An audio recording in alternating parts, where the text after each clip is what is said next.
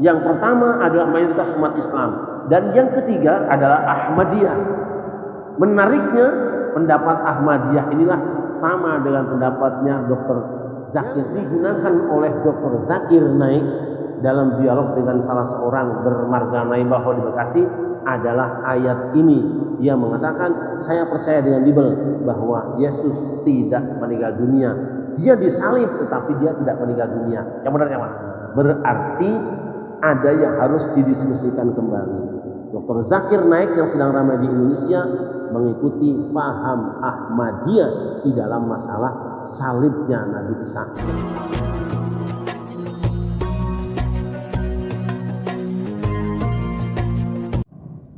Assalamualaikum warahmatullahi wabarakatuh.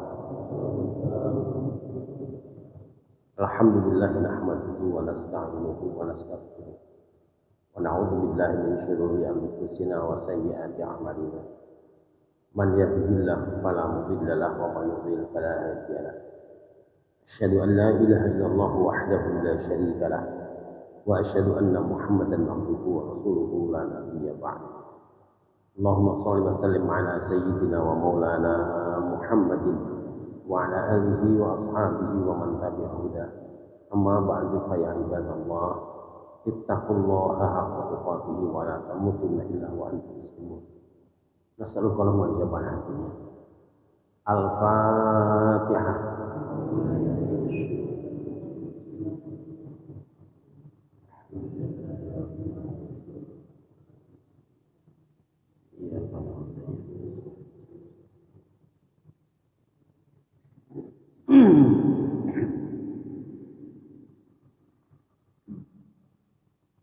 Kita akan membaca kembali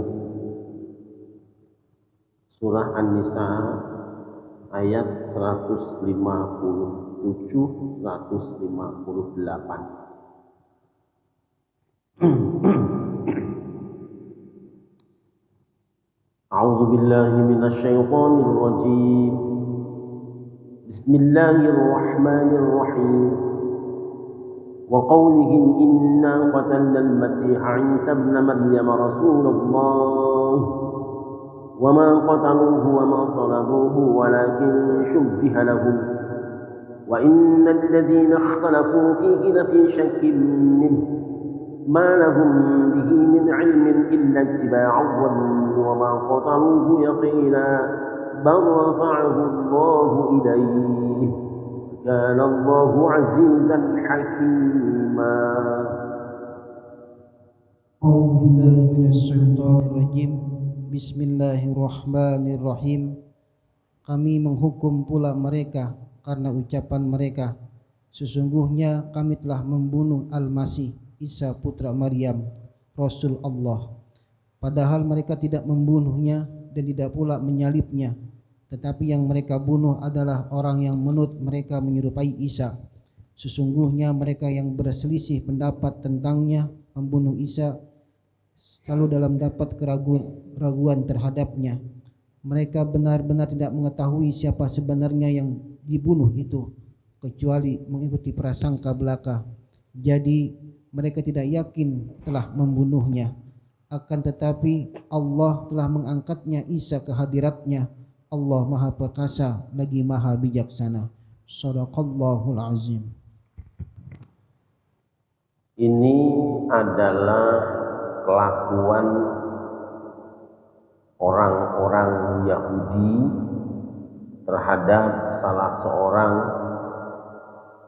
Nabi Allah, yaitu Isa bin Maryam.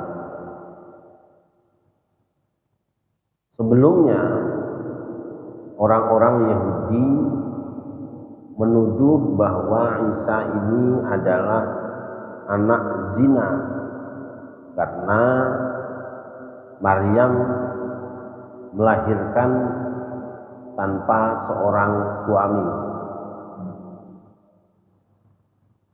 Nah, karena Isa dianggap sebagai anak zina dan mengoreksi beberapa ajaran Yahudi serta mengaku bahwa dia adalah utusan Allah, maka orang Yahudi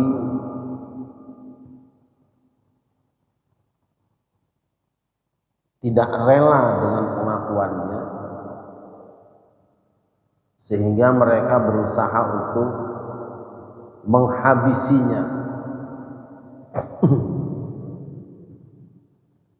Cara-cara yang dilakukan oleh kaum Yahudi untuk menghabisi Nabi Isa tentu saja berbeda dengan cara-cara modern ketika akan menghabisi seseorang. Di cara-cara modern ada dengan cara mencampurkan racun di minuman, yang diberikannya bisa lewat orang lain. Ada juga yang menggunakan asap.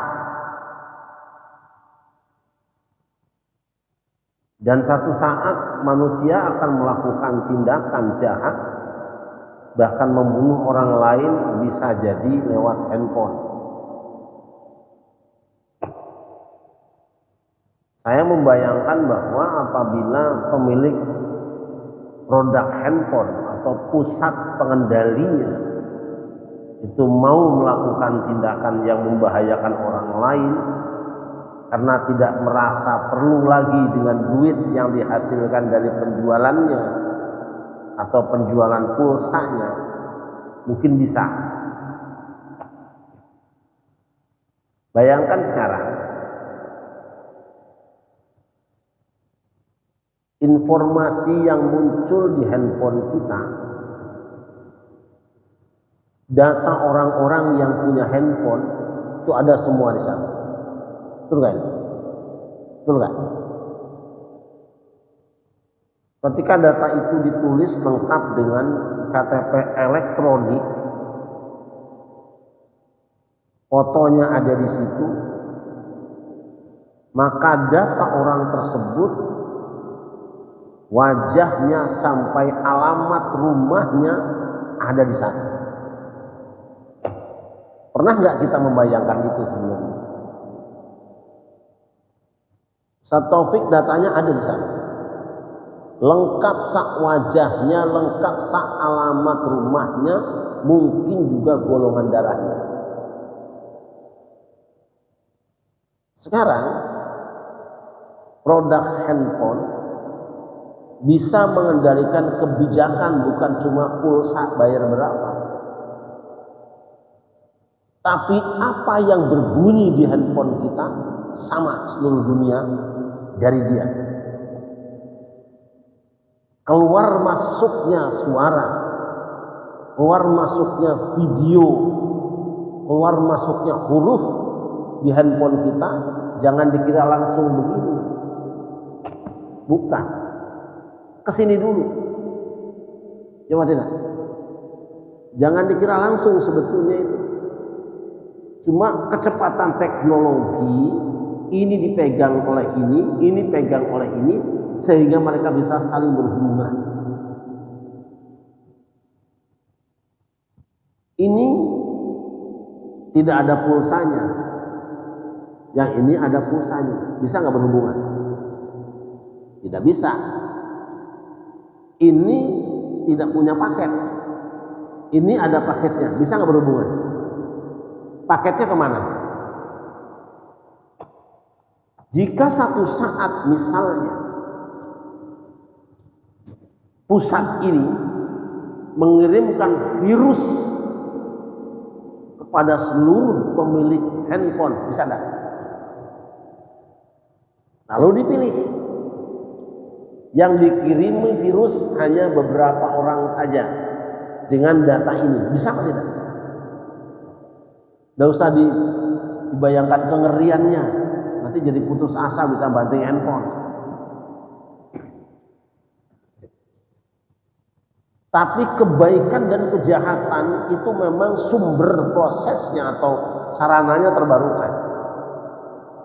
Apa yang pernah dilakukan oleh para penjahat terdahulu dengan sarana-sarana dan teknisnya itu udah orang kanggu hari ini. Maka yang kita ceritakan hari ini adalah cara-cara tradisional yang diungkapkan Al-Quran, karena yang sedang dibicarakan bukan sarananya, melainkan informasi dan moralnya atau filosofisnya. Dah, biar nggak kepanjangan ya. Nah, orang Yahudi berusaha untuk menghabisi Nabi Isa dan caranya tradisional, dibunuh. Orang yang dianggap melanggar dan menodai agama, hukumannya adalah disalib. Kalau di Indonesia orang yang menodai agama bukan disalib, diajak makan bersama. Setelah itu diangkat jadi panitia. Selesai.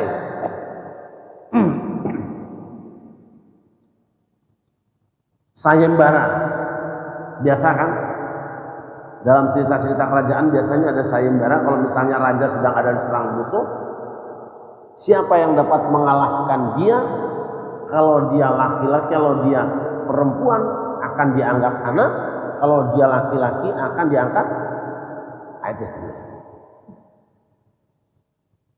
Nah, Nabi Isa punya 12 murid. Yang paling tahu segala kegiatan termasuk agenda acara adalah Al-Hawariyun, 12 murid ini. Dilalahnya di antara murid itu ada yang memang tidak tulus, materialis. Siapa? Yudas Iskariot. Kalau dengan berangkat sendiri menghadapi Nabi Isa nggak akan mampu. Berhadapan dengan Yesus nggak akan bisa. Satu-satunya cara adalah kalau mau menghabisi Yesus harus gunakan orang dalam yang berada dalam kabinetnya gitu kira-kira. Udah, ini jangan kemana dulu ya.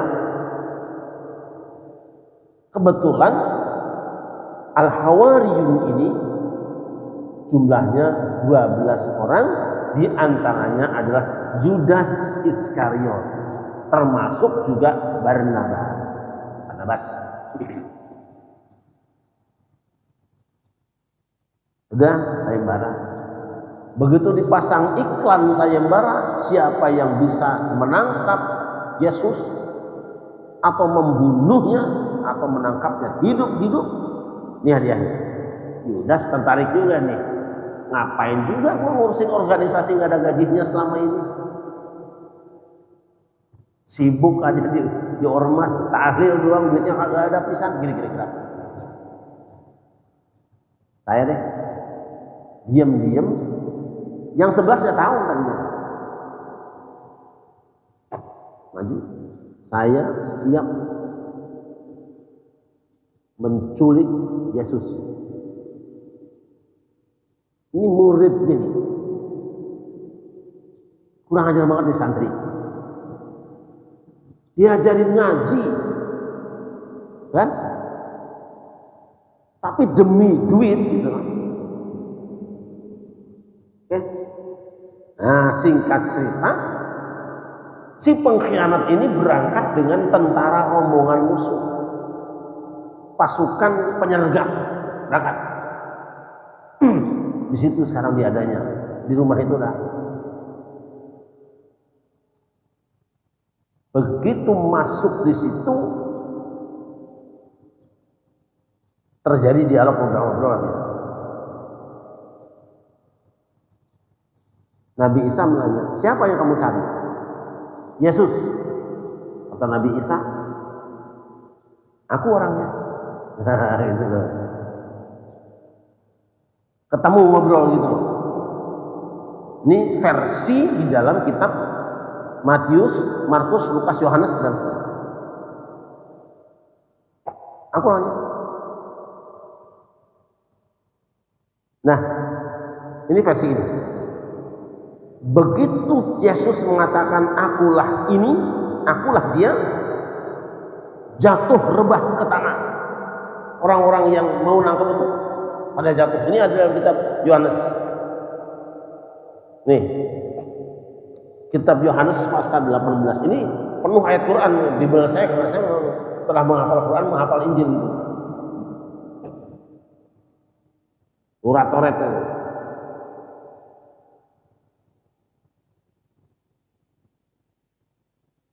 Maka Yesus yang tahu semua yang akan menimpa dirinya maju ke depan dan berkata kepada mereka, siapakah yang kamu cari? Jawab mereka, Yesus dari Nazaret. Katanya kepada mereka, akulah dia.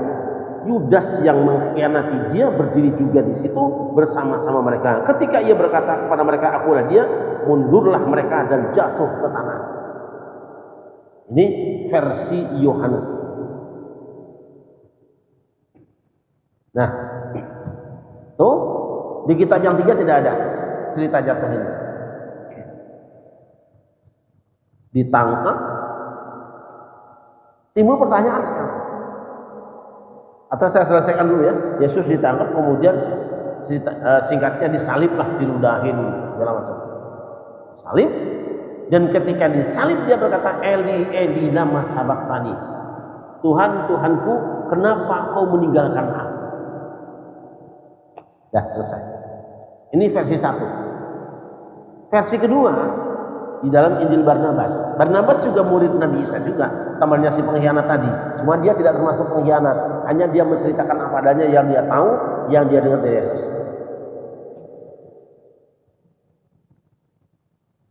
Singkatnya, kata Barnabas, dia menyaksikan sendiri ketika orang-orang datang di situ, tiba-tiba Yesus si Yudas mukanya persis dengan Yesus yang dicari. Maka mana syubbihalahum di sini adalah diserupakan kepada Nabi Isa. Tadi terjemahnya kan, ada orang yang diserupakan dengan Nabi Isa. Siapa dia? Yudas Iskariot si pengkhianat. Seketika berubah. Jadi kalau kita nonton wayang suka ada cerita kan, tiba-tiba ada raksasa yang sangat besar, Lurah Semar Badranaya berubah menjadi satria, kan gitu. Setelah mati musuhnya balik lagi aslinya. Emang Lurah Semar kan hebatnya begitu. Di mana-mana penampilannya bisa berubah gitu kan. Dia serba bisa lah.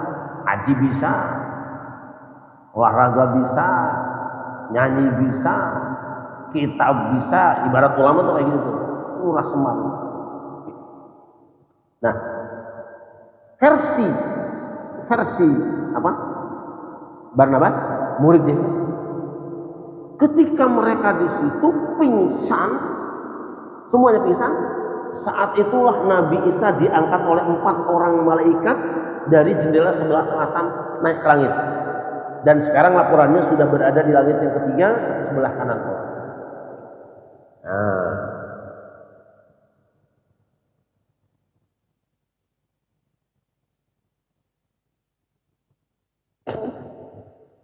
ketika anggota-anggota militer itu beserta Yudas mendekat kepada tempat di mana Yesus berada, Yesus telah mendengar mendekatnya orang-orang banyak itu. Oleh sebab itu dengan ketakutan dia telah menarik diri ke dalam rumah itu, sedangkan yang 11 orang sedang tidur. Tentara tidur juga ya.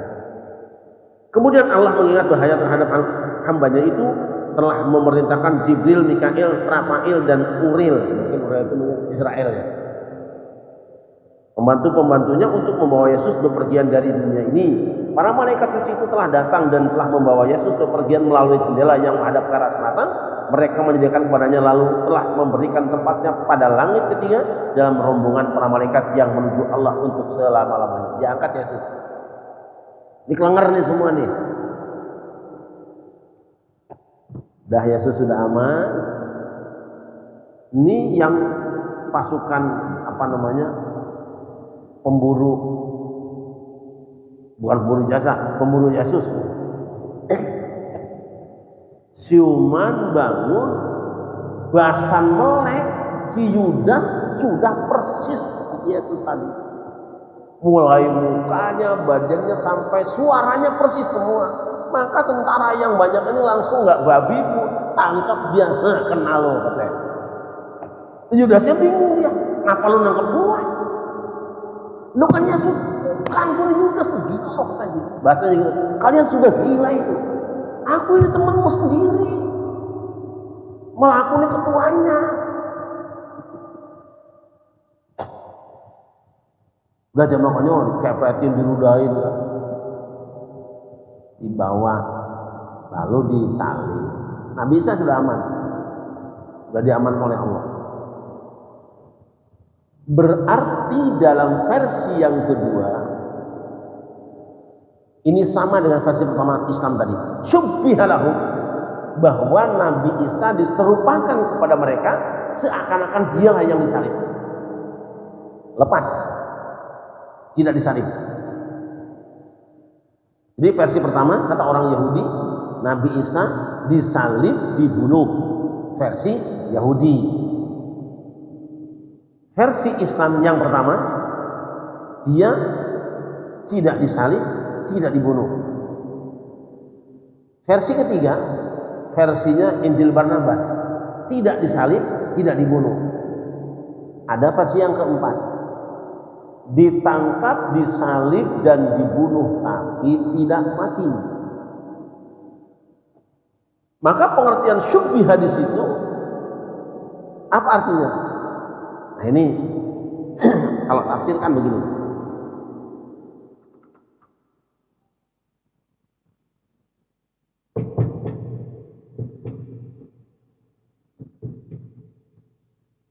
Wa ma qataluhu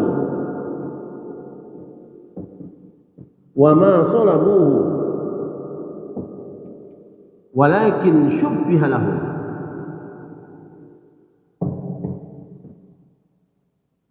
Mereka tidak membunuhnya.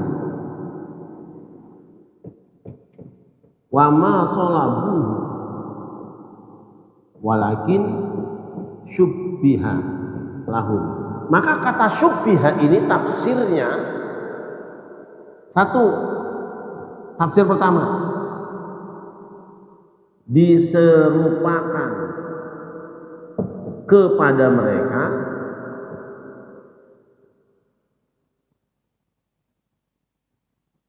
seseorang diserupakan kepada mereka. Yang kedua, syubbiha lahum,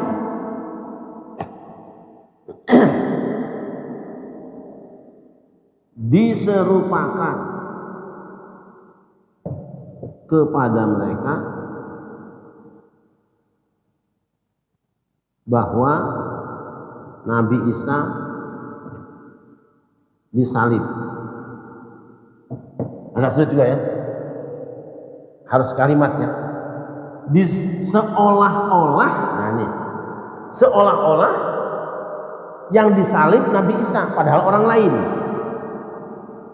Diserupakan kepada mereka seolah Isa disalib, padahal yang disalib orang lain. Ini versi pertama. Versi kedua, diserupakan kepada mereka Nabi Isa mati, nah wafat di tiang salib. Bahwa Nabi Isa wafat di salib.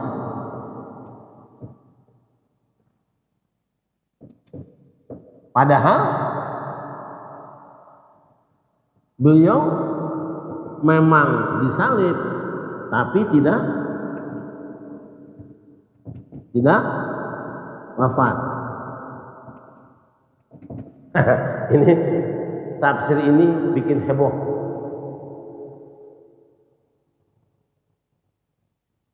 Apa sebabnya? Di Quran ada ayat-ayat yang mirip kayak gini. Lihat surah Al-Anfal ayat 17.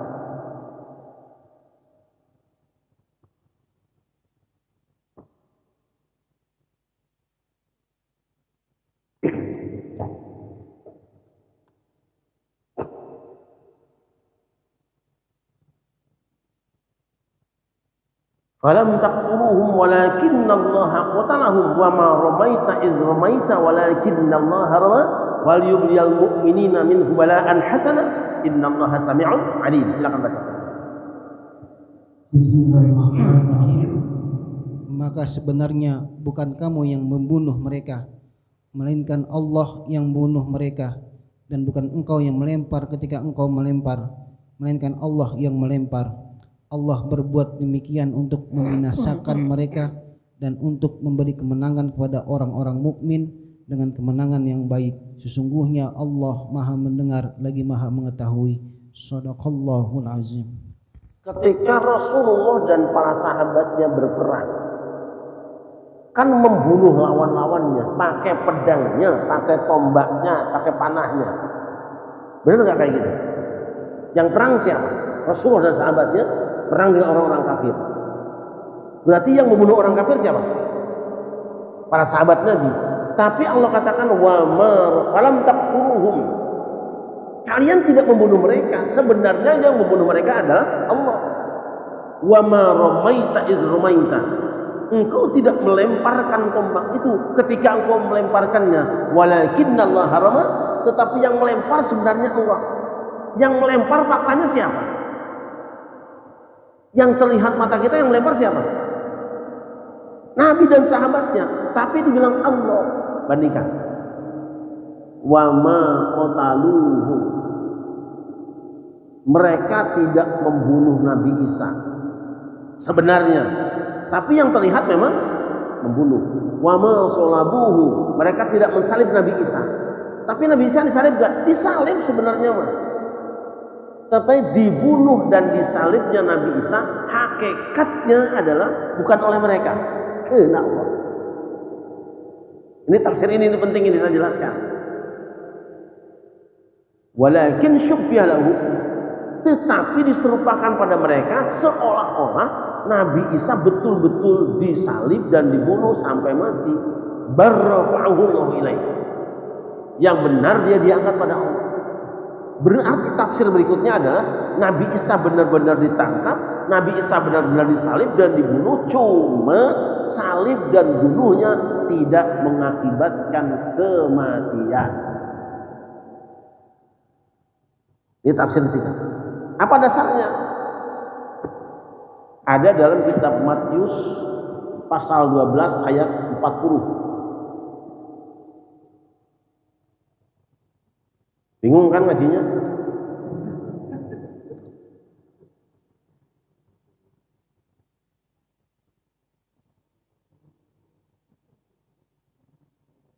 Dari 38 sampai 40.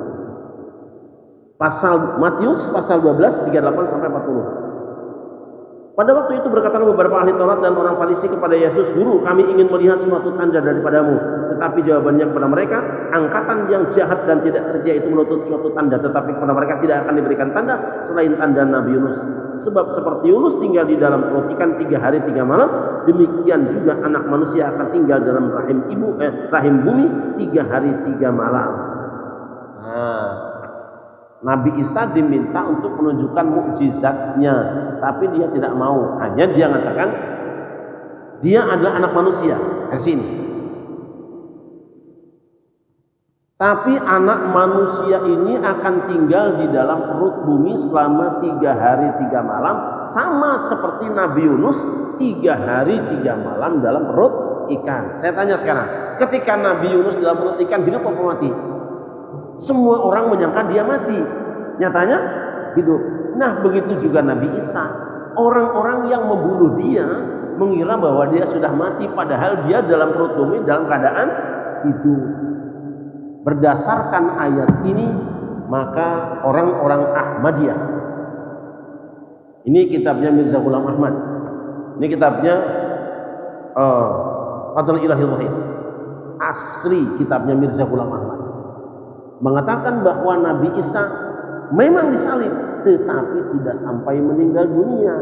Buktinya, satu, setelah disalib ditusuk pakai tombak, ngucur darah. Orang mati tidak akan keluar darahnya kan?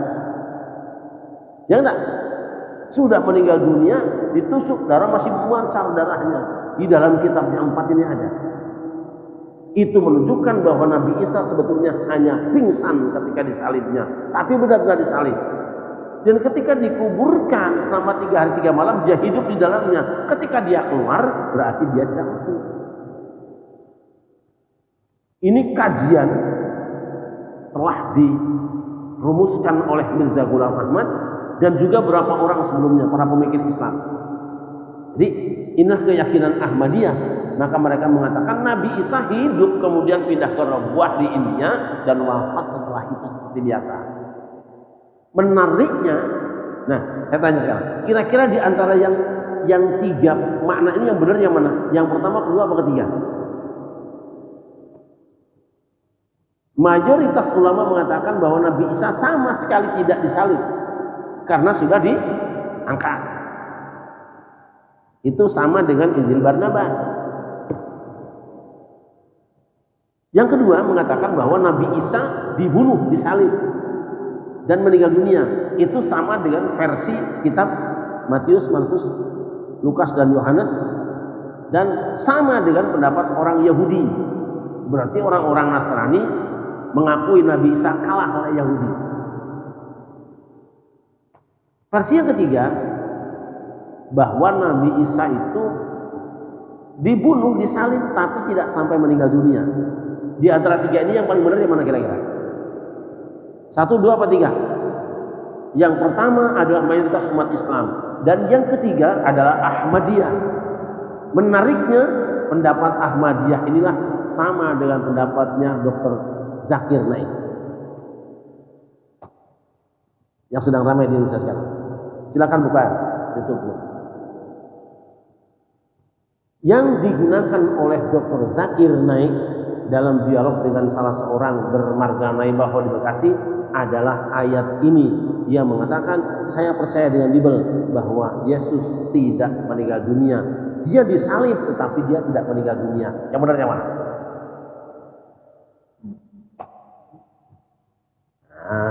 Berarti ada yang harus didiskusikan kembali. Dr. Zakir Naik yang sedang ramai di Indonesia mengikuti faham Ahmadiyah di dalam masalah salibnya Nabi Isa. Sudah tahu belum?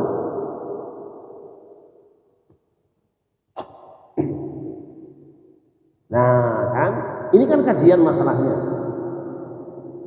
Atau jangan-jangan itu hanya digunakan untuk membantah orang Nasrani. Tetapi kan ditonton semua orang. Artinya bahwa kata syubbiha di situ memiliki 3 tafsiran, manapun yang benar tidak menyebabkan orang menjadi kafir sebenarnya. Tapi karena ada hadis mutawatir yang mengatakan Nabi Isa akan bangkit akhir zaman, beda pendapat lagi, nanti panjang lagi urusannya. Yang paling enak apa? Kembali Quran. Lihat Anisa tadi. Wa innal ladzina ikhtalafu fihi la fi syakkin minhu ma lahum bihi min ilmin illa ittiba'a dhanni wa ma qataluhu yakina. Orang yang berselisih pendapat tentang masalah ini itu semuanya juga tidak ada pengetahuannya. Ma lahum bihi min ilmin, mereka tidak punya pengetahuan illa ittiba'a dhanni, hanya menduga-duga, analisa. Tetapi kalau kajian hadis yang paling bisa diterima adalah Barnabas. Mengapa? Dia murid setia, dia dapat pesan dan dia langsung menyaksikan. Kalau penulis yang lain itu nulisnya sudah di atas 70 tahun sepeninggal Nabi Isa, tanpa sanad. Nah, makanya pendapat yang ditulis tulisan Barnabas ini lebih cocok dan bisa diterima sesuai dengan Al-Quran. Maknanya syubbiha lahum, seperti itu. Lalu bagaimana kalau ada orang Islam mengatakan Nabi Isa sudah disalib dan sudah dibunuh cuma tidak sampai mati, itu benar apa enggak? Salah kan? Itu kembali ke tadi. Tapi kalau kajian hadis, kajian ilmu informasi, yang paling bisa diterima adalah orang yang bertemu langsung, menyaksikan langsung, dan dia orang yang setia dengan ajaran. Kak, apa yang disampaikan Barnabas lebih cocok dengan mayoritas umat Islam karena memang ada dalilnya. Tapi kita tidak mengatakan mereka menjadi kafir gara-gara beda pendapat. Orang yang hidup saat itu juga beda pendapat kok. Apalagi kita yang nggak tahu. Yang paling enak gimana? Mendingan nggak usah diomongin, gitu aja. Ribet, mendingan ngopi aja.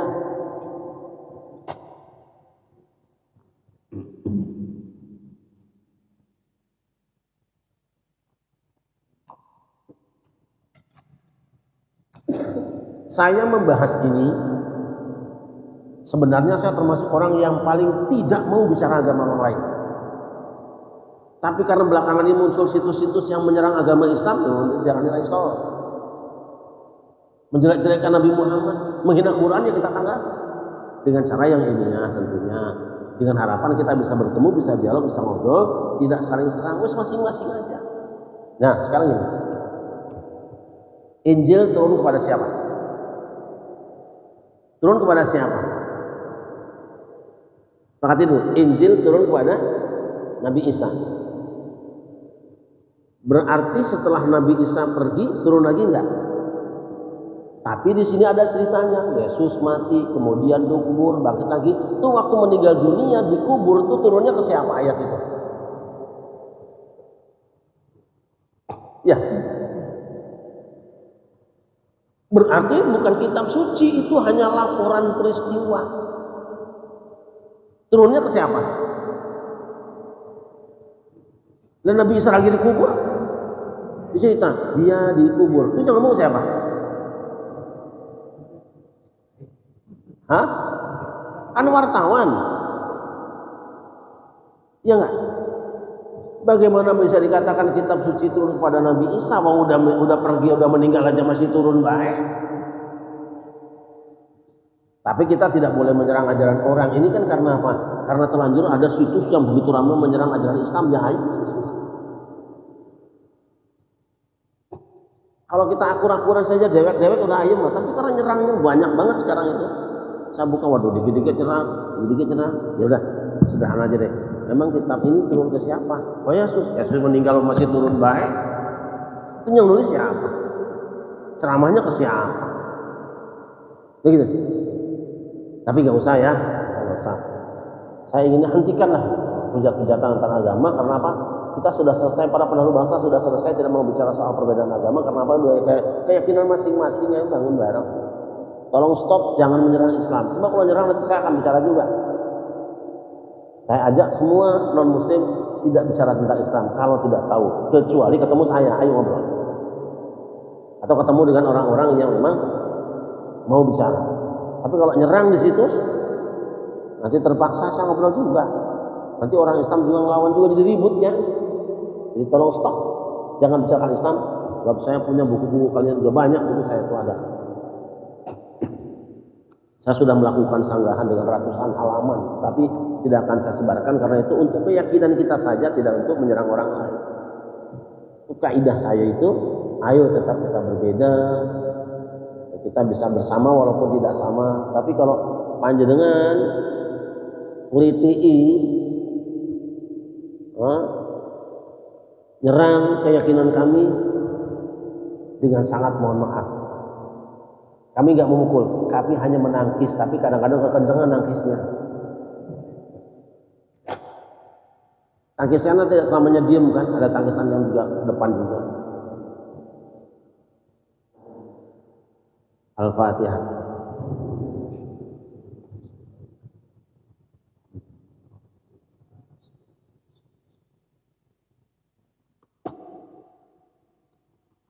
Allahumma shalli ala sayyidina Muhammad wa ala sayyidina Muhammad sayyidil awwalin wal akhirin wa sallam radhiyallahu tabaraka wa ta'ala an kulli sahabati Rasulillah ajma'in. Alhamdulillah rabbil alamin hamdan yuwafi ni'amahu wa yukafi mazidah. Ya rabbana lakal hamdu kama yanbaghi li jalali wajhika wa 'azimi sultanik. Allahumma ighfir lana dhunubana wa li walidina warhamhum kama rabbana shighara wa jami'al muslimina wal muslimat wal mu'minina wal mu'minat al ahya'i minhum wal amwat. ربنا ظلمنا أنفسنا وإن لم تغفر لنا وترحمنا لنكونن من الخاسرين. ربنا لا تزغ قلوبنا بعد إذ هديتنا وهب لنا من لدنك رحمة إنك أنت الوهاب. ربنا إنك جامع الناس ليوم لا ريب فيه إن الله لا يخلف الميعاد. اللهم اشرح بالقرآن صدورنا، اللهم اغفر بالقرآن ذنوبنا، اللهم نور بالقرآن قبورنا. ربنا آتنا في الدنيا حسنة وفي الآخرة حسنة وقنا عذاب النار. وصلى الله على سيدنا محمد وعلى آله وصحبه وبارك وسلم. بفضل سبحان ربك رب العزة عما يصفون، سلام على المرسلين والحمد لله رب العالمين. Assalamualaikum warahmatullahi wabarakatuh.